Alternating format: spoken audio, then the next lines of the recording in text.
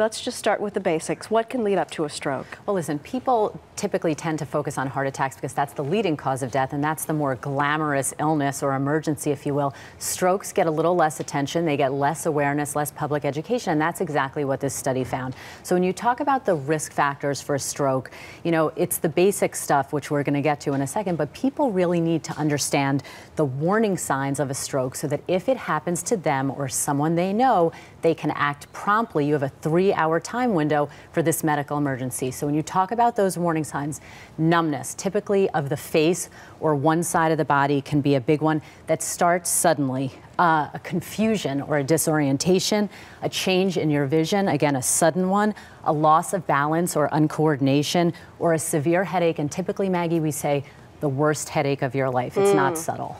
This study found that 70% of people who had minor strokes didn't realize they were having them. Are the warning signs for these minor strokes the same as for major strokes? They can be, and people might have heard of the term TIA, or transient ischemic attack, and basically those are minor. The symptoms or the signs can be very sudden, and they can be subtle, and then they can get better. And so people with denial say, I'm okay, it's not crushing chest pain, so they don't seek medical attention, even in the case of these subtle signs, and that is a big mistake. Why? Why is it so key if it's a minor stroke to seek medical attention? Well, what we know is that people who have had these minor strokes or these TIAs can be at 30% higher risk or of a subsequent major stroke. So you can see it as a heralding or warning sign. In fact, the people who have had these TIAs, 1 out of 3 of them will go on to suffer a major stroke in the future. That could be days in the future, or it could be months or years in the future. But as soon as you know that you're at risk for having one of these minor strokes and subsequently a major stroke,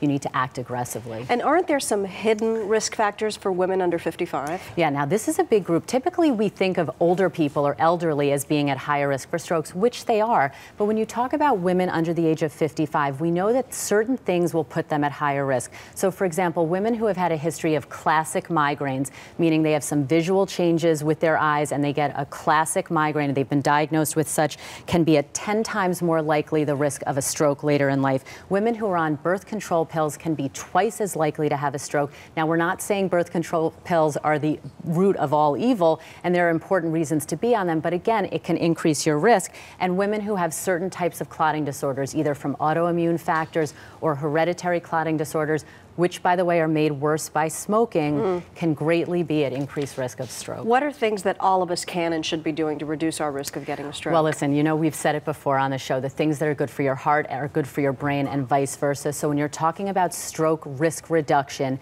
you want to, first of all, know your blood pressure, okay? Even mild hypertension can increase your risk, and controlling your blood pressure is key. You obviously, if you smoke, you want to stop. That is the single most important thing you can do to reduce your risk. You want to keep your cholesterol under control, if not low, especially if you have other risk factors.